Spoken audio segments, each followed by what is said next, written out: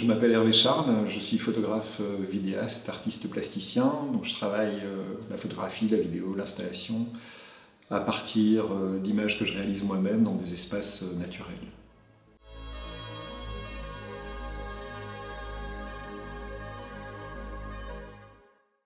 J'ai commencé la photographie avec une série d'images sur les nuages. Donc ce qui m'intéressait dans les nuages, c'est à la fois l'élément, donc qui est un élément qui est un des plus éloignés qu'on puisse photographier.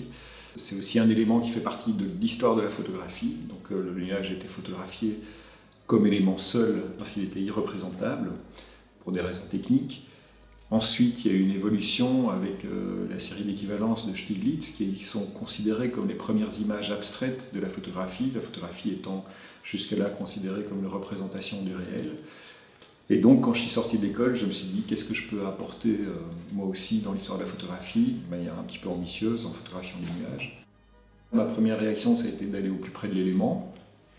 Donc, grâce à des contacts, j'ai pu prendre des petits avions et photographier des nuages avec les portières ouvertes et donc être en contact le plus possible avec l'élément.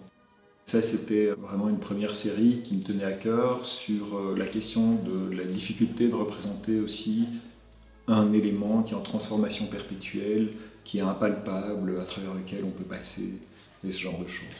Dans mon travail, en fait, il y a toujours, je crois, la partie prise de vue et puis la partie réalisation, l'objet. Donc à partir des photos de nuages, j'ai réalisé des tirages sur film transparent qui étaient combinés, donc 2 films transparents séparés de quelques centimètres, ce qui me permettait de jouer aussi sur l'ambiguïté de la représentation et d'avoir la sensation que le spectateur pouvait lui-même passer au travers de l'image, comme moi j'avais pu passer au travers des nuages au moment de la prise de vue. Ça permettait aussi d'inclure le spectateur par le reflet au niveau de l'avant-plan et puis de concevoir la possibilité d'un au-delà de la photographie dans la profondeur, donc de percevoir aussi le mur qui était le support de l'image. À partir de cette première série, j'ai développé la question du nuage parce que je trouvais qu'il y avait un élément d'analogie entre le nuage et la photographie. Donc c'est un ensemble de particules qui est en suspension dans l'air, dont la réflexion permet la visibilité. C'est la lumière en fait qui se reflète sur des petites particules qui fait que c'est visible. Et donc c'était pour moi une forme d'analogie de la photographie argentique à l'époque, et ces images étaient en argentique noir et blanc. Dans mon travail, a priori relativement indissociable, la présentation de l'œuvre, donc la finalité en tant qu'objet, et la prise de vue. Et puis ce sont des décisions qui se prennent au moment de la prise de vue, pour des questions de qualité technique, de format et autres.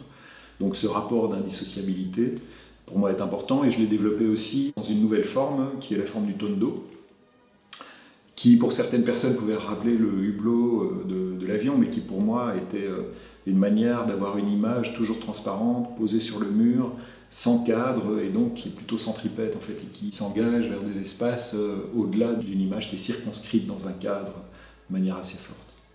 Ça m'a donné l'envie de continuer sur un objet qui est un objet naturel, qui est en transformation perpétuelle et qui se présente également sous forme liquide, solide, gazeuse, et donc je suis allé sur les volcans. On a la chance en Europe d'avoir quand même pas mal de volcans en activité, dont l'Etna. Même principe, aller au plus près de l'élément, parce que je pense que l'expérience apporte une forme de créativité qu'on n'aurait pas si on n'avait pas ces sensations. Le volcan, c'est un peu extrême en soi, donc une éruption volcanique, c'est quelque chose qui est très très fort, très violent. Il y a des éléments, le sol tremble, il y a des poussières, il y a la chaleur. C'est quand même un événement, donc ça m'intéressait. Et c'est aussi la question, comme pour le nuage, à quel moment déclencher, à quel moment faire l'image. Donc on n'est pas dans une photographie qui est une photographie de reportage, même si elle est en contact avec le réel. On est dans une photographie qui est absolument revendiquée comme subjective, donc qui relate de mon expérience et de mes sensations propres. Dans la suite de mon travail, il y a eu un moment révélateur qui a été les premières prises de vue de marée noire, donc suite au naufrage de l'Erika. À ce moment-là, je me suis rendu compte que le paysage et ses transformations étaient fortement influencés par l'homme. Donc aujourd'hui, c'est une évidence, mais disons que c'était l'époque du premier rapport du GIEC, donc il fallait convaincre et saisir l'importance de cette information. Pour moi, de nouveau, l'expérience physique d'arriver dans un endroit suite à un désastre écologique comme celui-là m'a fait prendre conscience effectivement de ce que l'on appelle l'anthropocène et les questions écologiques. À partir de là, mon travail s'est un peu orienté vers ces questions, avec ensuite la marée verte, donc la pollution par les algues, ou les grands incendies, les méga-feux. Et ça m'a mené aujourd'hui à m'intéresser à des paysages qui sont des paysages encore en transformation, soit par la pollution, comme dans la série sur le Rio Tinto, donc la pollution suite à l'extraction, soit à des zones qui sont des zones de stress hydrique.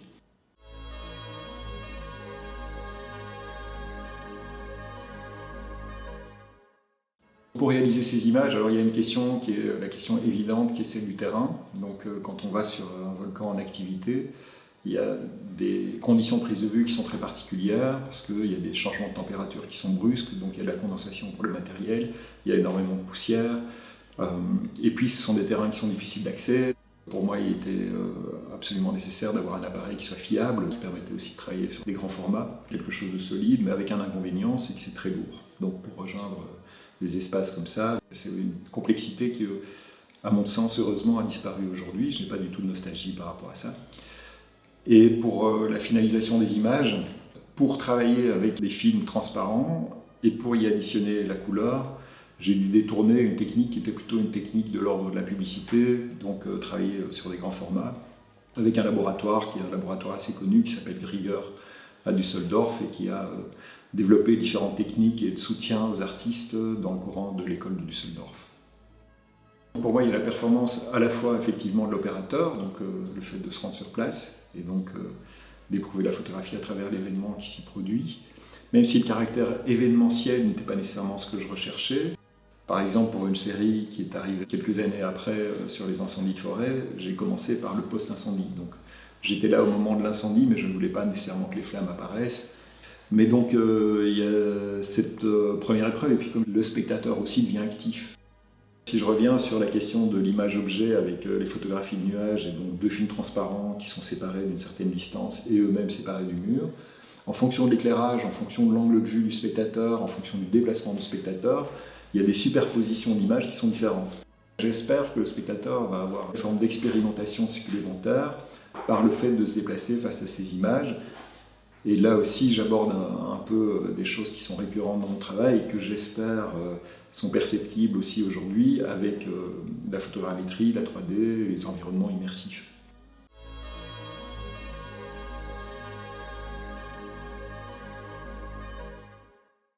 Le travail s'appelle Piana degli Albanesi en référence au lieu. C'est donc une photogrammétrie 3D que j'ai traitée en anaglyphe. Donc l'anaglyphe est une technique ancienne qui permet de voir en 3D grâce à des lunettes rouge et bleu. Là, j'ai choisi une technique ancienne parce qu'elle est efficace, simple, très peu consommatrice d'énergie. Et donc la vidéo est projetée sur un grand écran vertical et dure à peu près 6 minutes 30. Dans le cadre des zones de stress hydrique, je me suis rendu à Palerme pendant l'été. Donc Palerme subit des fortes restrictions d'eau parce que les réservoirs, il y a 3 réservoirs principaux qui sont des lacs qui alimentent la ville, qui sont régulièrement en pénurie, dont le niveau est très bas. À un endroit spécifique qui s'appelle Piana degli Albanesi, qui est à peu près à 1 heure de Palerme, le réservoir, lorsque je m'y suis rendu, était tellement bas que des formes, des roches, qui étaient des roches érodées par des années sous l'eau, apparaissaient, et donc je me suis intéressé à ces roches. Et j'ai commencé à les photographier et à les scanner. Mon idée était de refaire un scan, c'est-à-dire de prendre la substance même de l'élément qui est sur place, en ajoutant une variable qui n'est pas présente habituellement dans la photographie, qui est le relief, donc la 3D. En photographie, la profondeur de champ est un élément technique connu, mais la profondeur de l'image et le jeu avec le spectateur, c'est-à-dire la capacité à percevoir un espace qui va au-delà de la 2D, donc au-delà d'un papier ou d'une feuille simplement imprimée. Ici, je pouvais m'exprimer avec cette nouvelle technologie. J'ai 2 types d'approches, donc une approche qu'on pourrait dire qui est aussi assez objectuelle, c'est-à-dire où je tourne autour d'un objet et donc j'en rends compte avec la 3D, mais j'ai une autre approche qui est une approche qui est plus spatiale, où je traverse des zones qui sont beaucoup plus grandes et où j'en fais des installations encore plus grandes. Il y a un jeu pour le spectateur qui lui permet de saisir un ensemble, un élément spatial virtuel. C'est effectivement non pas de donner une sensation au spectateur d'être sur place, mais au contraire de nouveau de le transposer dans un monde qui est complètement différent et qui est peut-être sur la question des imaginaires, en tout cas, qui est une forme de fantasme. Il s'agit d'une recréation d'un espace qui existe quelque part, mais comme je le revendique à chaque fois, je subjective l'espace et j'en rends compte à ma manière pour créer une expérience pour le spectateur. Une forme de sensibilité à cet objet qui, pour moi, est symbolique du stress hydrique. cette roche, une fois scannée et une fois présentée sur l'écran, il y a un double rapport de sculpture. Il y a le premier rapport de sculpture sur l'écran lui-même, et puis il y a la sculpture elle-même de cet objet qui a été scanné, qui tourne sur lui-même, un peu comme un météorite, puisque on n'aperçoit que l'objet, pas du tout là, le contexte, le reste de l'écran, l'arrière-plan est assez sombre et noir et pourrait faire penser à un espace infini.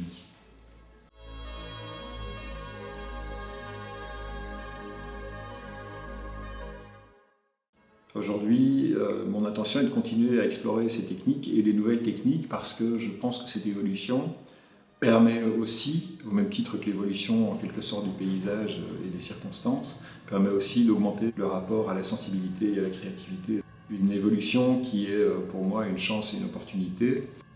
Alors j'aime bien retourner sur certains lieux que j'ai déjà explorés quelques années après pour voir ce que je peux en tirer, voir l'évolution du lieu aussi, donc c'est toujours avec ce rapport expérimental, en tout cas du corps et de la présence au corps. Il y a aussi une évolution des mentalités et la difficulté d'accès est de plus en plus forte, c'est-à-dire qu'il y a une volonté en tout cas soit de ne pas permettre cette expérience à un public plus large, soit d'empêcher d'en rendre compte, soit pour des raisons qui parfois sont évidentes aussi de sécurité, les accès sont de plus en plus difficiles.